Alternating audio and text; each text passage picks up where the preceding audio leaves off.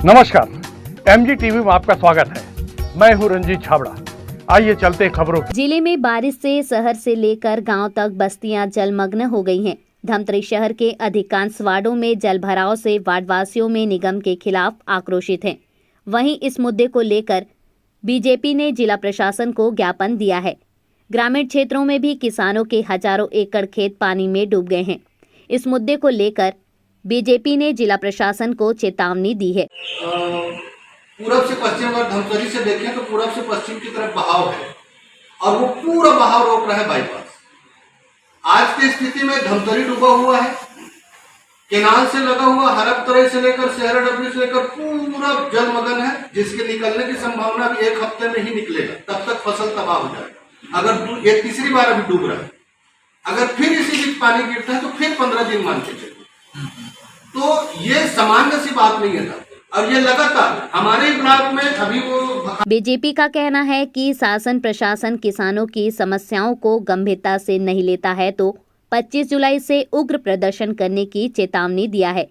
वहीं भाजपा जिला अध्यक्ष ने बताया कि पिछले कुछ सालों से शहर से लेकर गांव तक अवैध कॉलोनियों की बाढ़ आ गई है। किसी ने नाला पर अतिक्रमण कर लिया है तो किसी ने नाला का रास्ता बंद कर दिया है। यही कारण है कि इस बारिश में पानी निकासी की व्यवस्था फेल हो गई है और बस्तियों में पानी जाम हो गया है। वहीं ग्रामीण क्षेत्रों में स्थिति खराब है, खेतों में पानी जाम है।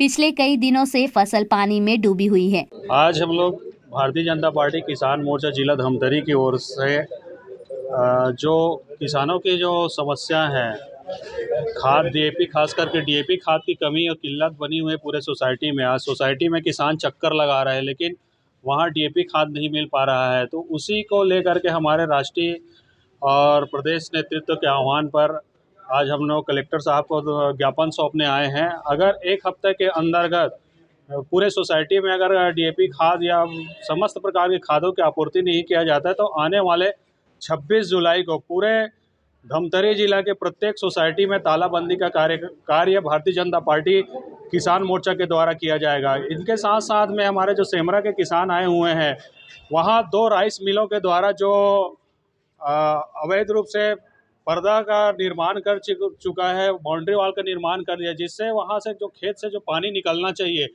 वह पानी की निकासी पूर्ण रूप से बंद हो चुकी है। वहाँ के कम से कम 200 से 250 एकड़ का जो खेत है वहाँ पूरी तरह से जलमग्न हो गए और वहाँ जो धान लगाया था वह सड़ने की स्थिति में आ गए हैं।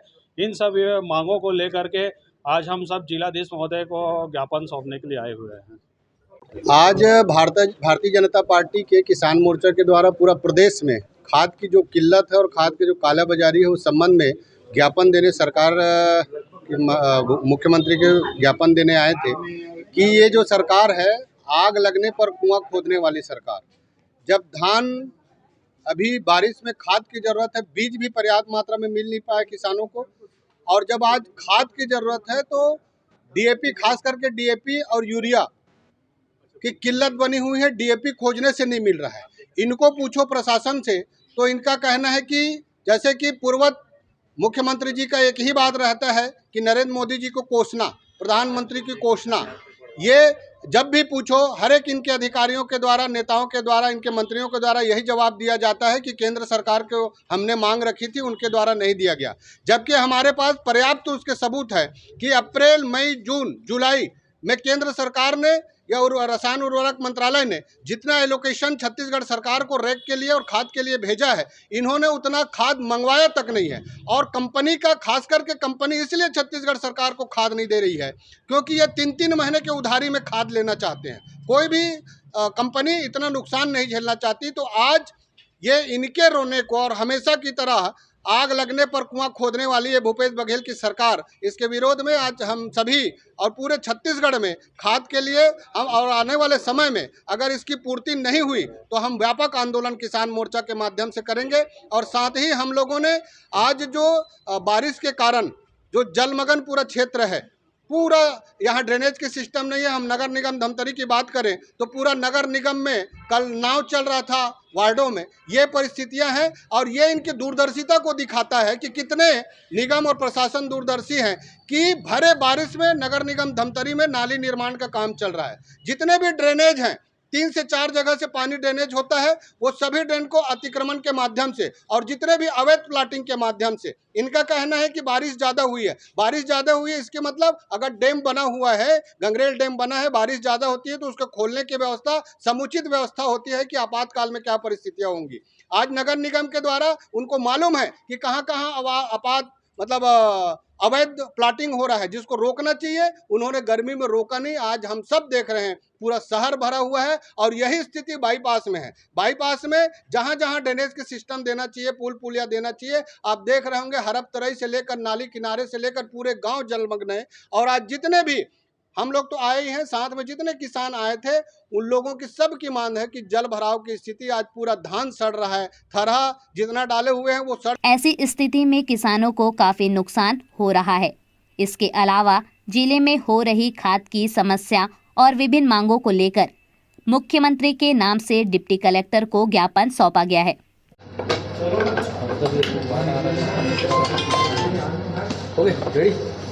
सर आज बीजेपी वाले किस लिए आए हैं? आज बीजेपी के द्वारा आके ज्ञापन दिया गया है और उनके द्वारा मुख्यतः कुछ किसानों की समस्याओं के बारे में बताया गया है, जिनमें से खाद की जो अनुपलब्धता है उसके बारे में बताया जा रहा है। उसकी वजह से प्राइवेट मार्केट में रेट अधिक लिए जा रहे हैं और साथ ही जो वर्तमान में बारिश हो रही है तो उसके संबंध में उन्होंने अवगत कराया है कि एक तो नगरीय क्षेत्रों में पानी भर जा रहा है और दूसरा जो ग्रामीण क्षेत्र भी हैं हमारे, तो जो वर्तमान में काफ़ी रोड निर्माण आदि हो रहे हैं उसकी वजह से कई जगह पानी रुकाव की स्थिति बन रही है और लगातार बारिश और ये दोनों स्थिति को मिलाने से खेतों में भी काफ़ी पानी हो गया है। तो जो नया रोपा लगाया गया है उस सब के भी सड़ने की नौबत आ गई है, ऐसा उनके द्वारा अवगत कराया गया है।